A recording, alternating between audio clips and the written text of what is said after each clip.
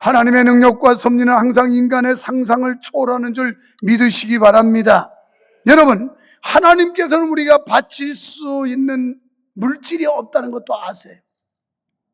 내가 너무 가난해서 하나님 앞에 드릴 돈이 없다는 것도 아십니다. 반면에 물질이 있음에도 불구하고 인색해서 안 드린다는 것도 아십니다. 왜? 그분은 전지전능하시기 때문에 그렇습니다. 자, 누가복음 21장 1절로 4절에 보면 예수님께서 이 말씀을 하세요. 예수께서 눈을 들어 부자들이 헌금함에 헌금 헌금 넣는 넣는 것을 것이고, 보시고 또 어떤 가난한 과부가 2렙돈 넣는 것을 보시고 이르시되 내가 참으로 너에게 말하노니 이 가난한 과부가 다른 모든 사람보다 많이 넣었도다. 저들은 그 풍족한 중에서 헌금을 넣었거니와 이 과부는 그 가난한 중에서 자기가 가지고 있는 생활비 전부를 넣었느니라 하시니라. 아멘. 마태복음 26장 7절로 10절. 한 여자가 매우 귀한 향유 한 옥합을 가지고 나와서 식사하시는 예수의 머리에 부으니 예수께서 아시고 그들에게 이르시되 너희가 어찌하여 이 여자를 괴롭게 하느냐 그가 내게 좋은 일을 하였느니라. 아멘. 이 두 여인은 예수님께 칭찬받은 사람들이었어요. 그러면 왜 칭찬했을까요? 자기의 전부를 드렸기 때문이에요.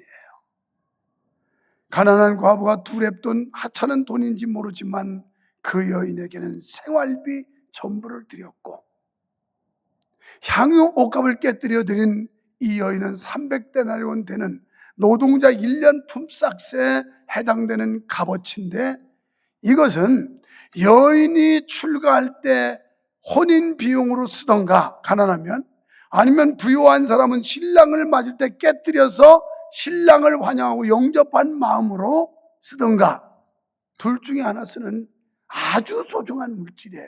어쨌든 이 여인에게, 두 사람 모두에게 자신의 전부였습니다. 자, 민수기 18장 29절에 너희가 받은 모든 헌물 중에서 너희는 그 아름다운 것 곧 거룩하게 한 부분을 가져다가 여호와께 거제로 드릴지니라. 아멘. 여기서 거제를 뜻하는 히브리어 테루마라고 하는 단어는 높이 올린다. 우리의 소중한 것을 높으신 하나님 앞에, 거룩한 하나님 앞에 높이 올려드리는 것, 이것이 바로 헌금이라는 겁니다.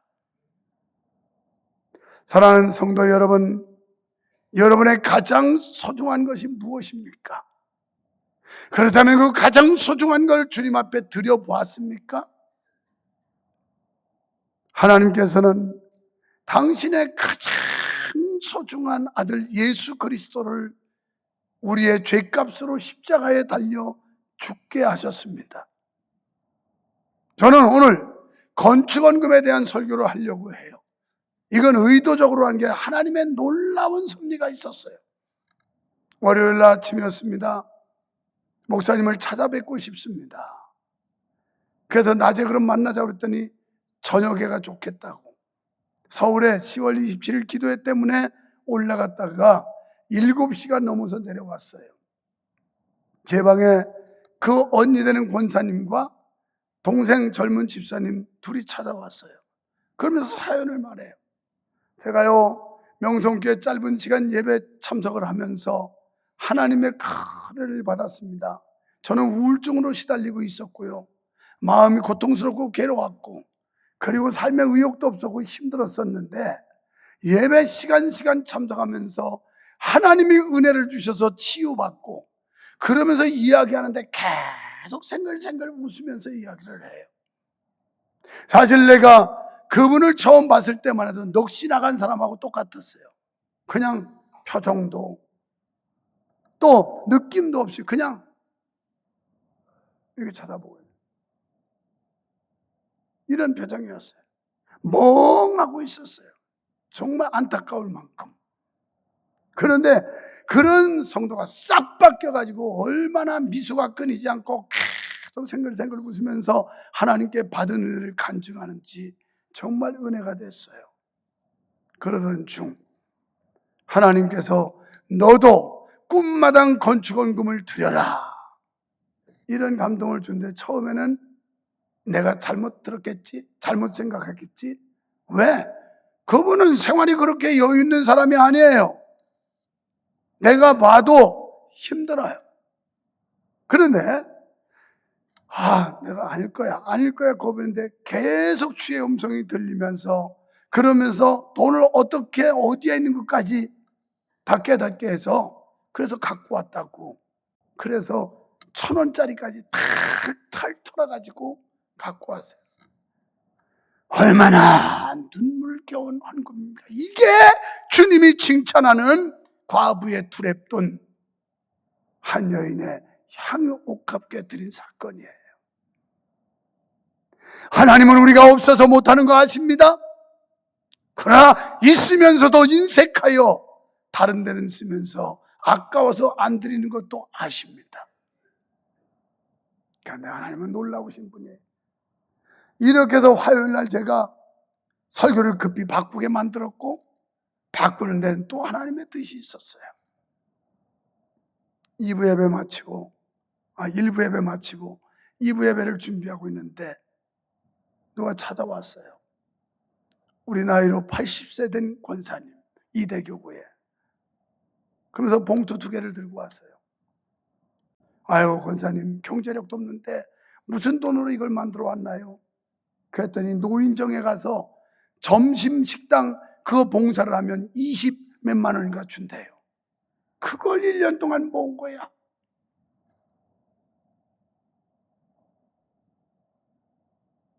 그래서 내년도 그걸 모아서 마저 채우겠다는 거예요.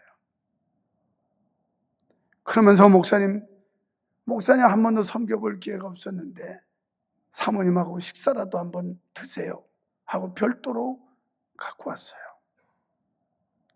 이미 하나님은 우리에게 깨우쳐 줄 사건이 있었기 때문에 설교를 바꾸게 만드셨어요. 그리고 이때에 우리가 해야 될 일이기 때문에 하나님은 이 말씀을 준비시킨 줄 나는 믿습니다. 하나님은 그 사랑하는 젊은 집사님을 치유하고 그를 동기부여를 시켜서 이 설교를 하게 했고, 이게 확실하다는 하나님의 섭리임을 확인시켜 주기라도 하듯이 그 권사님이 그 피눈물 같이 모은 돈 들고 와서 기도받고 갔다고요. 경제력이 있는 자들이요, 돈이라도 모으는 자들이 할 말이 있습니까? 여러분이 믿음이 있다고 자랑할 수 있습니까? 여러분이 하나님의 축복을 받았다고 얘기할 수 있습니까?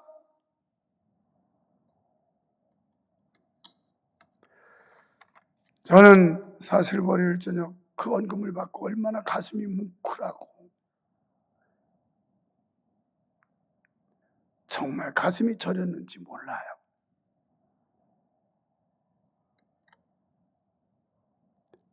본문의 학계라는 뜻은 축제라는 뜻인데, 학계를 통해서 축제와 같은 기쁜 일이 벌어질 것이라는 예고와 계시의 말씀이 본문입니다. 그러니까 성전 건축을 하고 나면 기쁜 일이 있을 것이다, 기쁨을 얻게 될 것이다, 이런 말씀이에요.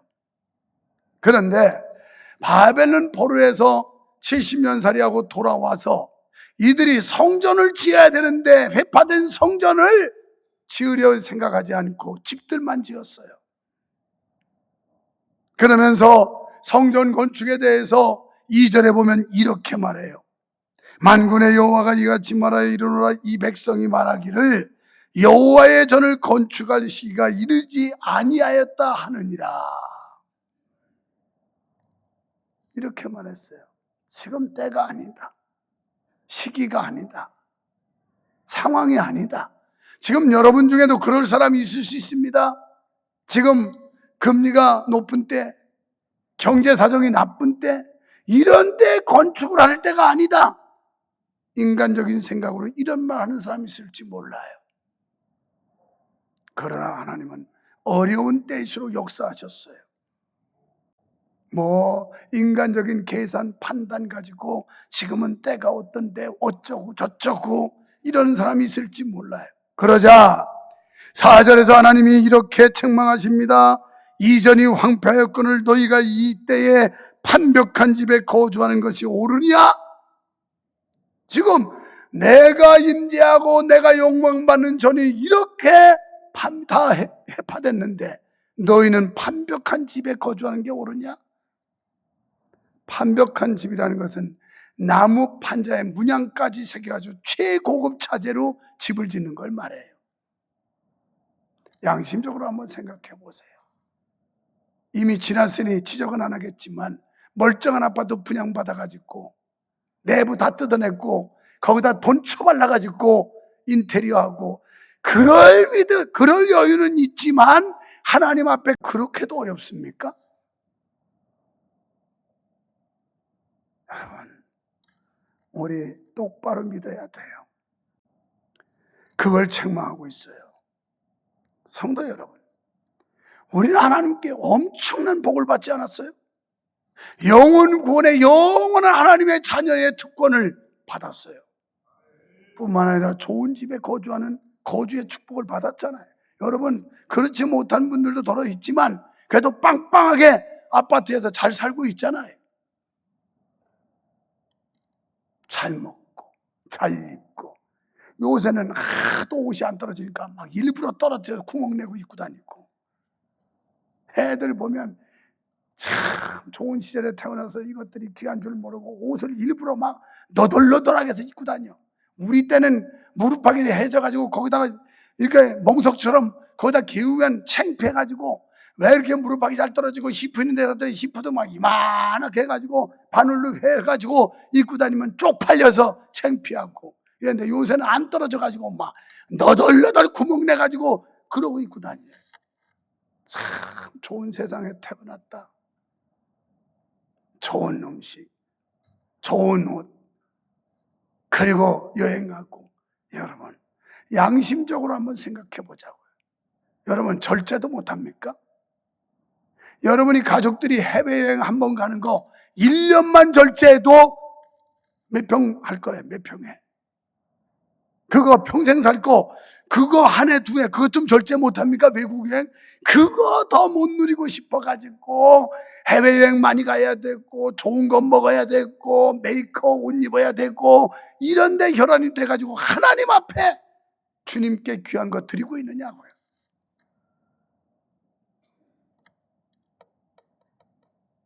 여러분, 교회에 대해서 민감하죠.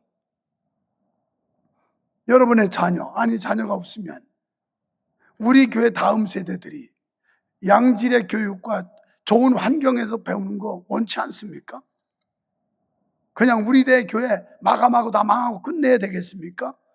계속해서 대물림이 돼서 이 교회를 누군가 지키고 이끌어 가야 될 거 아니겠어요? 그렇다면 그들을 위해서 옛날 성전은 사실 효용가치가, 사용가치가 떨어졌어요. 본당이 예배당 훤한데 그거 쓸모가 없어요. 그런 데다가 막 비가 이제 새기 시작하고 거기 가볼 때마다 그 좁은 공간에서 아이들이 막 바바바바바하고 우리는 이 의리하는 데서 멋진 데서 예배하고 얼마나 미안했는지 몰라요. 아이들에게. 얘들아, 조금만 기다려라. 조금만 참아라. 너희들 놀이터를 해주마. 그래서 지금 하는 거예요. 더 좋은 시설에서 말씀으로 무장받고 마음껏 뛰어놀 수 있는 놀이터를 만드는 것이 꿈마당 건축이잖아요. 여러분, 오늘 말씀에 보면 너희 소위를 한번 살펴봐라. 우리 행위를 한번 살펴보라는 거, 확인해 보라는 거예요. 우리 믿음을 한번 확인해 보라는 거예요. 여러분이 주님께 귀한 것 얼마나 드려봤습니까? 정말 이건 내 힘것이야. 내가 더 이상 할 수 없는 부분까지 한 거야. 이럴 수 있습니까? 내가 수양관에 오는 사람들마다 우리 교회 성도들 또 외부 사람들 자기네 교회도 수양관이 있다고 그러더라고. 자기 와이프가. 그러니까 그 조그맣잖아. 교세에 비하면 자기네도 크게 하면 되는데 아직 안 하고 있다는 거예요. 그러면서 너무 부러워해요. 그래서 내가 그랬죠. 이 수양관의 유래를 아시나요? 수양관을 저 예배당 허물은 것 짓고 나서 2년인가 지났을 때 꼭 나이가 비슷한 사람들이야. 40도 채 안 된 집사가 어느 날 헌금을 냈어요. 그게 종잣돈이 돼가지고 수양관을 땅 사서 짓기 시작한 거예요. 그들이 체육관이 필요한데 이 코로나 터져가지고 예배도 못하고 헌금은 팍 줄어들어서 헌금도 안 나오고 정말 마음이 상심돼서 체육관 수양관에 가 있는데 전화가 왔어요. 역시 40도 안 된 젊은 안수 집사가 목사님 뵙겠습니다. 올라가서 만나자. 아닙니다. 오늘 만나야 됩니다. 내려왔어요. 그게 체육관 짓는 전체 비용은 안 되지만 그게 종잣돈이 된 거예요. 그게. 여러분, 이만큼 주님 사랑하고 교회 사랑했다고 해볼 수 있습니까? 나이 많은 사람들이 한 게 아니에요. 나이 40도 안 된 사람들이 자기 헌금 내가지고 수양관 땅 사게 했고 펜션동 그거 짓게 했고, 나이 40도 안 된 집사가 엄청난 헌금을 해서 체육관 짓게 만드는 거였다. 내가 이번에도 그 유래를 쭉 설명했어요. 여러분의 소유를 살펴보라고 지금 두 군데 말씀에서 두 번씩이나 강조해요. 너희 소유를 살펴봐라. 너희 행실을 살펴봐라. 너희가 과연 5절에 보니까 너희는 너희의 행위를 살필지니라. 7절에서도 만군의 여호와가 말하노니 너희는 자기 행위를 살필지니라. 하나님이 엄청난 은혜와 축복을 줬건만 다른 데 쓰기 바빠가지고 모자라다고 불평하고 하나님을 위해서는 쓰지 않고 자기가 몸담고 다니는 교회 위해서는 희생할 줄 모르는 우리에게 이 자극과 책망의 말씀을 하라고 여기 그 장본인이 앉아 있어요. 동기부여를 시킨 거예요. 결국 하나님은 사람을 통해 역사하세요. 사람을. 여러분, 성전은 누가 건축해야 되나요? 다른 사람이 와서 해줘야 되나요? 멀리 있는 사람이 와서 해줘야 되나요?